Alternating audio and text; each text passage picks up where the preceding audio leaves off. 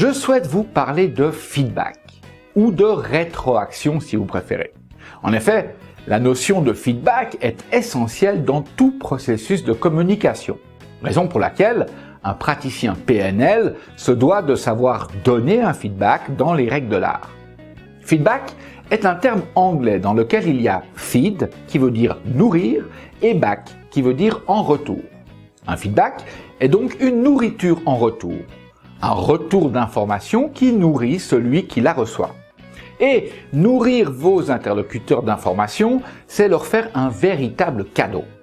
Encore faut-il savoir de quelle façon ce cadeau doit leur être transmis pour qu'ils puissent en apprécier la saveur et l'utiliser à l'atteinte de leurs objectifs. Prenons pour exemple ce vendeur auquel il était demandé d'acquérir 5 nouveaux clients chaque semaine. Après 3 mois d'activité, le responsable des ventes et lui-même s'entretiennent pour faire le point et définir un plan d'action pour les mois à venir. « Ah Patrick, assieds-toi là en face de moi. Ça fait déjà 3 mois que tu travailles parmi nous et j'ai plein de trucs à te dire. Tu sais déjà qu'à moins de 5 nouveaux clients par semaine, je pourrais pas te garder dans l'équipe. Aujourd'hui, si je fais le compte de tes acquisitions, tu as décroché 36 nouveaux clients. Ce qui fait une moyenne de 3 nouveaux clients par semaine. En plus, ton temps d'essai se termine dans 3 mois. Et si, à la fin des 3 mois, t'as pas décroché un total de 120 nouveaux clients, non seulement je pourrais pas te garder, mais les 10% de commissions retenues te seront pas payées. Alors, si tu veux encaisser tes commissions et rester parmi nous, va vraiment falloir te bouger un peu. Parce que c'est plus 5 nouveaux clients par semaine, mais 7 que tu dois acquérir. Et si tu veux y arriver, dès maintenant, tu dois doubler tes appels téléphoniques. Et tu dois devenir nettement plus percutant dans tes entretiens, sans quoi, t'as aucune chance d'y arriver. Et n'oublie pas que si tu as besoin d'aide, je suis toujours disponible. Bon, je veux pas te retenir plus longtemps parce que t'as autre chose à faire et t'as pas de temps à perdre. Je vous laisse imaginer dans quel état d'esprit se trouve notre vendeur après un feedback comme celui-ci.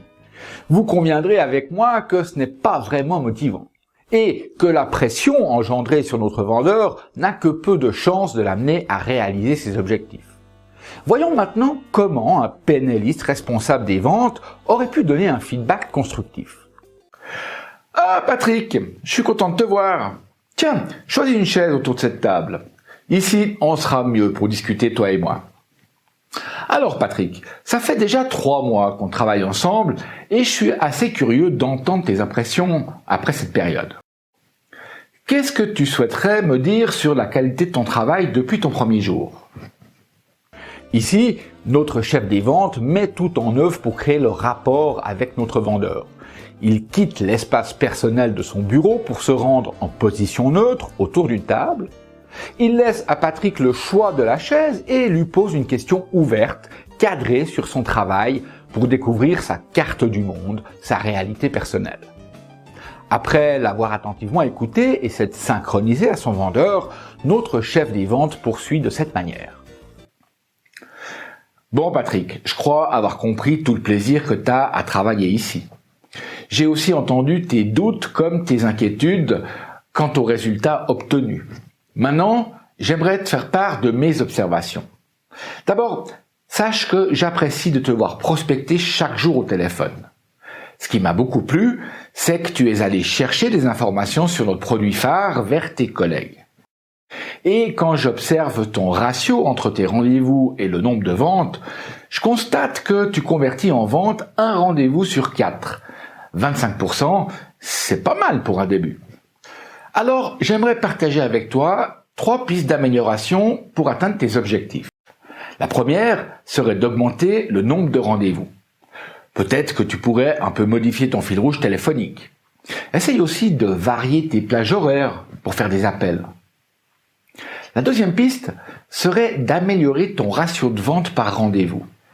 Je sais que nos meilleurs vendeurs sont allés suivre une formation en week-end avant d'obtenir d'excellents résultats. D'autres ont accompagné leurs collègues pour observer leur façon de faire.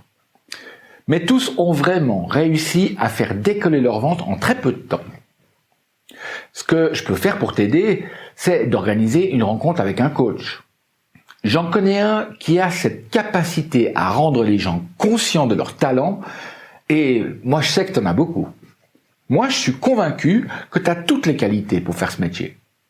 Je te vois toujours souriant et tu sais montrer de l'attention aux autres. En plus, tu es toujours très ponctuel et organisé dans ton travail.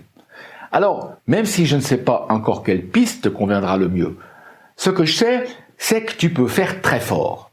Et je me réjouis de pouvoir t'aider d'ici à notre prochaine entrevue. C'est OK pour toi? Ou il y a d'autres choses que tu aimerais partager?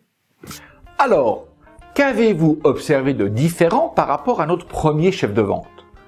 Est-ce que vous aussi, vous pensez que ce feedback est un peu plus motivant et enrichissant que le premier? N'est-ce pas là une manière de nourrir son vendeur pour l'aider à grandir et atteindre ses objectifs? Lorsque vous donnez un feedback à votre sujet, vous souhaitez qu'il soit constructif et aidant, n'est-ce pas? Voyons d'un peu plus près comment se construit un feedback.